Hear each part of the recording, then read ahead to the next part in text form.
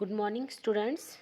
This is your second video of SST Chapter 11, The Great Revolt of 1857. This is called a First War of Independence और सिपाही mutiny. ये जो revolt 1857 की, इसको हमने first war of independence भी कहते हैं इसे, और इसे सिपाही म्यूटिनी भी कहते हैं, यानी सिपाही रिवोल्ट भी कहते हैं.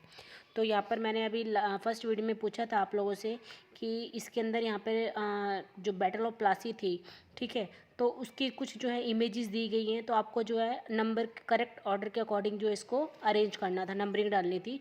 तो सबसे पहले जो है सर थॉमस रॉय के बारे में पढ़ा था हमने कि जो सर थॉमस रॉय जो हैं जब इंडिया के अंदर आते हैं तो किस तरीके से कुछ ऐसी पॉलिसी लगाते हैं जिससे बहुत ज़्यादा जो इंडियंस होते हैं वो अफेक्टेड हो जाते हैं. इसके बाद सेकंड नंबर पे आएंगे लॉर्ड डलहौजी. जो लॉर्ड डलहौजी थे उन्होंने जो है एक पॉलिसी इंट्रोड्यूस की थी, लैप्स पॉलिसी, जिसके अनुसार जो भी रूलर जिनके अपने मेल हेयर नहीं थे, यानी जो कोई वारिस नहीं होता था, तो उस स्टेट को जो है पॉलिसी के थ्रू जो है अंग्रेज़ों के शासन में मिला लिया जाता था. देन फिर बैटल ऑफ प्लासी का युद्ध होता है. इसके बाद जो है फोर्थ नंबर पे आएंगे राजा राम मोहन रॉय, जिन्होंने कई सारे रिफॉर्म्स किए थे. तो ये जो है इसको करेक्ट सीक्वेंस इसका बनेगा sir Thomas Roe, lord Dalhousie, battle of Plassey, then Raja Ram Mohan Roy. तो हमने अभी तक जो है इस रिवोल्ट में पढ़ा था कि किस तरीके से 1757 का जो प्लासी का जो बैटल ऑफ प्लासी हुई थी, तो उसके 100 ईयर्स बाद जो है 1857 के अंदर जो है ईस्ट इंडिया कंपनी ने अपनी पोजीशन जो है पूरी एस्टेब्लिश कर ली थी.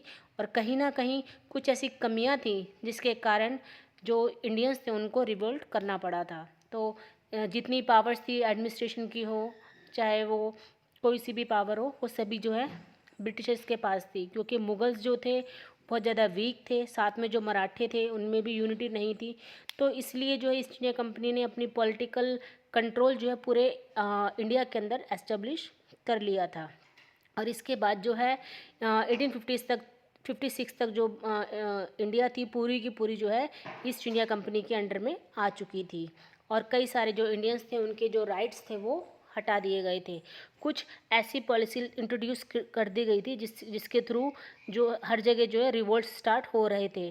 कुछ रिवोल्ट्स तो जो है जमींदार्स कर रहे थे, कुछ पीजेंट्स कर रहे थे, कुछ ट्राइबल पीपल कर रहे थे.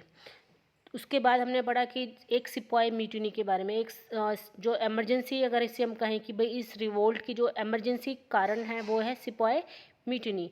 क्योंकि जो सिपाहीस थे वो बहुत ज़्यादा ब्रिटिश आर्मी के अंदर जो है मतलब इन्वॉल्व थे. म्यूटिनी का मतलब होता है रिवोल्ट, ठीक है. तो जो सिपाहीस जो थे एक तरीके से अपने आप को कंपनी रूल से फ्री करना चाहते थे, क्योंकि जो भी सिपाही थे उनके लिए जो है कोई भी पोजीशन नहीं थी, यानी जो आर्मी थी उनके अंदर जो है सूबेदार से ऊपर उनको रैंक नहीं दी जाती थी. तो इसलिए जो है कहीं ना कहीं जो पीपल थे, जो सोल्जर्स थे, वो ब्रिटिशर से बहुत ज़्यादा गुस्से में थी या फिर एंगर में थी, क्योंकि उनके साथ जो डिस्क्रिमिनेशन हो रहा था, ठीक है, यानी अपॉर्चुनिटीज़ को लेके जो है इंडियंस जो सिपाहीस थे उनके साथ जो है ब्रिटिशर्स जो है वो डिस्क्रिमिनेशन कर रहे थे. और साथ में उनको ऐसे भी लग रहा था कि कहीं ना कहीं जो क्रिश्चियन जो रिलीजन है वो जो है हमारे पर जो है थोपा जा रहा है, ठीक है. ये सारे कुछ स्टार्टिंग बताई थी सिपाही म्यूटनी की. आज हम पढ़ेंगे causes of revolt. The single incident which sparked of the revolt was the use of animal grease on the cartridges of the newly introduced Enfield rifles. देखो, एक सिंगल इंसिडेंट हुआ था जो कि बिल्कुल एक तरीके से रिवोल्ट का एक तरीके से स्पार्क था. उसके अंदर क्या था कि जो राइफल्स होती थी, एनफील्ड राइफल जो होती थी, उसके अंदर जो भी कार्टेज इंट्रोड्यूस की गई थी वो उस पर जो है एक एनिमल का ग्रीस लगता था. The soldier had to bite off the end of the cartridge before loading the rifles. जो सोल्जर्स होते थे उसको अपने मुंह से जो उस कार्टेज को छीलना पड़ता था. मतलब लोड करने से पहले, राइफल के अंदर लोड करने से पहले जो कार्टेज होती थी उसको जो है अपने मुंह से उसको छीलना पड़ता था. The lubricant used to grease the cartridge was made of pig और काउ फैट. ये जो लुब्रिकेंट यूज़ किया गया था, जो लोशन जो यूज़ किया गया था, ग्रीस जो थी, कार्टेज के अंदर, वो जो थी एक तरीके से पिग और जो काव थे, पिग और काव के फैट से बनी हुई थी। Hindus consider cows as sacred and Muslim can not eat pork और pig meat as per their religious dictates. देखो, हिंदूज जो हैं वो काव को बहुत ज़्यादा पवित्र मानते हैं, ठीक ऐसे जो मुस्लिम्स होते हैं वो पिग का मीट जो है वो नहीं खाते हैं, क्योंकि कहीं ना कहीं वो उनके रिलीजियस ऑर्डर के अगेंस्ट है। Thus, usage of this cartridge violated religious sentiments of both the Hindu and the Muslim soldiers। जो ये कार्टेज यूज़ की गई थी उससे कहीं ना कहीं जो हिंदुओं और जो मुस्लिम्स का जो भी धर्म था वो वायलेटेड हो रहा था। The sepoys were now convinced that the British were purposely trying to dishonor the Hindus and the Muslims।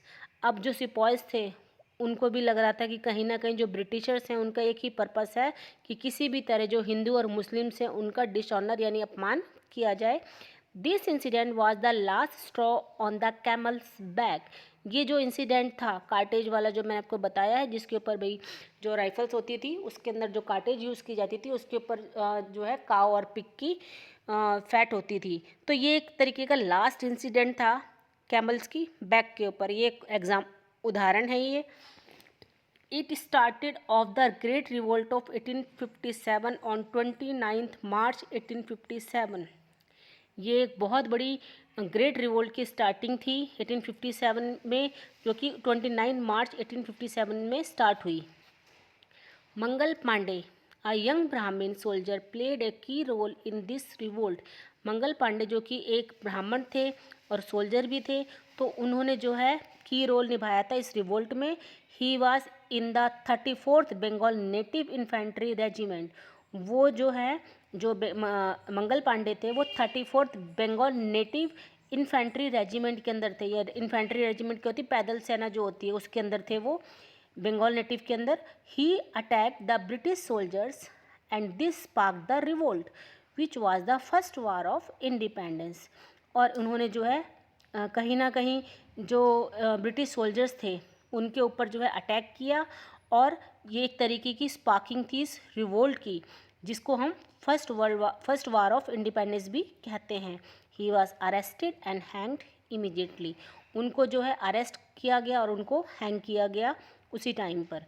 तो हमने पढ़ा कि जो मेन जो कॉज था, कारण जो था वो क्या था कि जो भी एनफील्ड राइफल जो भी इंट्रोड्यूस की गई थी उसके ऊपर जो काव और जो पिग था उसकी फैट लगी हुई थी, जो कि हिंदू और मुस्लिम दोनों के रिलीजन को वायलेट कर रही थी। इसके बाद जो मंगल पांडे जो होते यंग ब्राह्मण होते हैं, उन्होंने जो है अटैक किया था ब्रिटिश सोल्जर्स के ऊपर। उसके बाद जो है उनको अरेस्ट किया गया और उनको जो है हैंग किया गया उसी टाइम पर।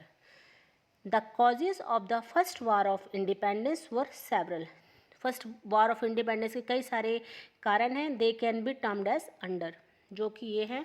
There was a huge chasm between the British and the people. देखो, जो ब्रिटिश और जो पीपल थे उनके बीच में बहुत बड़ी एक गल्फ थी। कैज़म का मीनिंग है खाई थी। The British instead of understanding the needs of the people and their culture tried to explore and oppress them. जो ब्रिटिशर्स थे वो अंडरस्टैंड नहीं करना चाहते थे जो भी नीड्स थी पीपल की, बल्कि वो क्या कर रहे थे, कहीं ना कहीं इनका जो भी कल्चर था हिंदुओं का या मुस्लिम का, तो उनको जो है वो एक्सप्लॉइट भी कर रहे थे और उनको ऑप्रेस कर रहे थे। This led to a huge discontentment and anger among the youth. जिसके कारण जो यूथ थे, यूथ कौन होते हैं, जो जवान जो लोग थे, उनके बीच में बहुत ज़्यादा गुस्सा हो गया और डिसकंटेंटमेंट हो गया ब्रिटिश के खिलाफ। Christianity was rapidly spreading and people felt insecure with respect to their religious beliefs। कहीं ना कहीं जो क्रिश्चियन धर्म जो था वो बहुत तेज़ी से फैल रहा था, जिसके कारण लोग जो थे वो इनसिक्योर थे। कहीं जो उनका जो धर्म है, जो रिलीजन जो है, उसको जो है वो चेंज ना कर दें ब्रिटिशर्स। तो इस तरीके से कुछ और भी कॉजेज़ हैं जिसके कारण जो 1857 का एक रिवोल्ट हुआ था। Most of the soldier belong to very poor peasant families. जो सोल्जर्स थे वो बहुत ज़्यादा पुअर पीजेंट फैमिली से बिलोंग करते थे। Their salary was very less, उनकी जो सैलरी थी वो भी बहुत ज़्यादा कम थी. An Indian sepoy earn less than A British sepoy of the same rank, जो इंडियन सिपॉय थे उनकी सैलरी ब्रिटिश सिपॉय की अपेक्षा बहुत ज़्यादा कम थी, चाहे उनका रैंक सेम हो. Also they could not go beyond rank of सूबेदार इन द आर्मी, बल्कि उनको जो है सूबेदार से ऊपर का जो रैंक था वो आर्मी में नहीं दिया जाता था. The soldier were force to aid British in their overseas combats to, जो सोल्जर्स थे उनको जो है फोर्स किया गया था कि आप जो है जो भी ओवरसीज वॉर जो हो रही है, कम्बैट्स का मतलब क्या है, जो वॉर हो रही है उसके लिए वो हेल्प करें. इंडियन सोल्जर्स को कहा गया कि हम जो फर्स्ट वर्ल्ड वॉर जो हो रही है उसके अंदर जो है फर्स्ट वर्ल्ड नहीं, जो वॉर जो हो रही है तो उसके अंदर जो है जो इंडियन सोल्जर्स हैं वो उनको हेल्प करें. The economic policy did nothing to elevate the people from poverty, जबकि जो कुछ ऐसी इकोनॉमिक पॉलिसी लगाई गई थी जिसके अनुसार जो भी गरीबी थी वो जा नहीं रही थी, एलिवेट नहीं हो रही थी. They were all targeted to benefit the British, जितनी भी इकोनॉमिक पॉलिसीज़ जो ब्रिटिशर्स ने लागू की थी वो सभी जो है ब्रिटिश के बेनिफिट के लिए थी. They drained all the natural resources of the country, force people to buy imported goods and exported raw material from the country to Europe. जितना भी नेचुरल रिसोर्सेज था कंट्री का उसको जो है इन्होंने ड्रेन कर दिया ब्रिटिशर्स ने, और जो भी इम्पोर्टेड गुड्स होते थे या एक्सपोर्ट उनको जो है फोर्सफुली पीपल को कहा जाता था कि आप जो है बाय कीजिए यानी खरीदिए, जो भी इम्पोर्टेड गुड्स है विदेशी सामान खरीदें और साथ में जो रॉ मटेरियल हैं उसको जो है एक्सपोर्ट करें यूरोप की कंट्रीज़ में. Under the policy of divide and rule as well as doctrine of lapse, people were extremely resentful and disillusioned. जो पॉलिसी इन्होंने डिवाइड एंड रूल की अपनाई थी, डॉक्ट्रिन ऑफ लैप्स है, ठीक है, तो इससे जो लोग थे वो बहुत ज़्यादा एंग्री थे और डिसअपॉइंटेड थे. All these causes resulted in a simmering situation for the people of India to rise against the injustice and tyranny of the British rule. ये जितने भी ऊपर मैंने causes बताए हैं इसका रिजल्ट क्या हुआ कि जितने भी ये जो सिचुएशन थी, सिमरिंग का मतलब है एक बॉइलिंग सिचुएशन, जिसमें जितने भी पीपल थे इंडिया के वो जो है इनजस्टिस और टायरेनी के अगेंस्ट थे और ब्रिटिश रूल के अगेंस्ट थे. टायरेनी का मीनिंग है डेस्पोटिज्म. डेस्पोटिज्म मतलब होता है कि एक ऐसा रूलर जो कि रूल करता है सभी के ऊपर और उसके पास ही सारी पावर्स होती हैं. तो इन सब के खिलाफ जो है कई सारे लोग इकट्ठे हुए. The use of cow fat and pig fat greased cartridge for the soldiers acted as a trigger which sparked of the revolt in 1857. और साथ में काउ का फैट और पिग का जो फैट था जो कि कार्टेज के अंदर ग्रीस किया गया था, तो इसके कारण जो सोल्जर्स थे उन्होंने एक तरीके से जो उनकी जो ट्रिगर थी उसका काम किया था रिवोल्ट में 1857 में. यानी जो भी जो इंट्रोड्यूस की गई थी, जो भी गन थी या जो बंदूक थी उसके अंदर जो भी ग्रीसिंग की गई थी, तो वो जो एक तरीके से चिंगारी थी रिवोल्ट ऑफ 1857 की. Leaders who participated in the revolt of 1857. अब हम उन लीडर्स के बारे में पढ़ेंगे कि जिन्होंने पार्टिसिपेट किया था 1857 के रिवोल्ट में.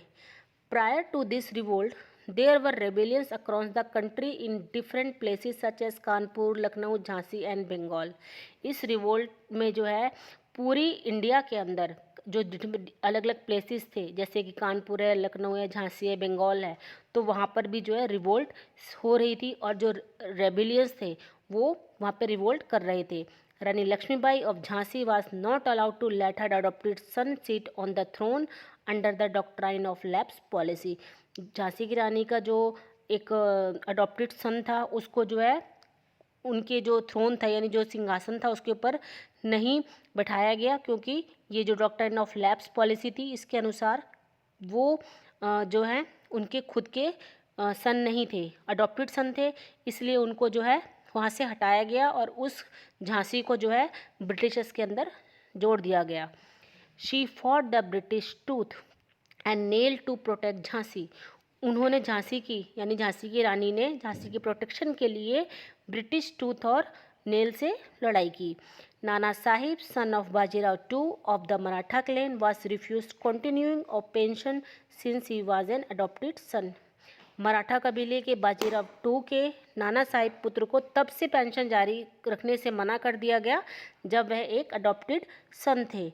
ही too stood up against the British, वो भी जो है ब्रिटिशर्स के अगेंस्ट खड़े हुए। Tatya Tope, a general and close associate of Nana Sahib, try to help Rani Lakshmibai. Tatya Tope जो कि एक जनरल थे और जो नाना साहिब के क्लोज एसोसिएट थे, उन्होंने ट्राई किया कि रानी लक्ष्मीबाई की वो हेल्प करें। दे captured Gwalior but in when since it was later recaptured by the British. उन्होंने जो तात्या टोपे और जो नाना साहिब थे, उन्होंने जो है ट्राई किया था कि भाई वो ग्वालियर को कैप्चर कर ले, लेकिन ये उनके लिए फ्रूटलेस था क्योंकि बाद में ब्रिटिशर्स ने उसको दोबारा से रिकैप्चर कर लिया था ग्वालियर को। 10 Rani Lakshmibai from Jhansi, Kunwar Singh from Bihar, Nana Sahib from Kanpur, Tatya Tope from Kanpur, Begum Hazrat Mahal from Lucknow etcetera participated in the first war of independence to seek freedom from the tyrannical British East India Company rule।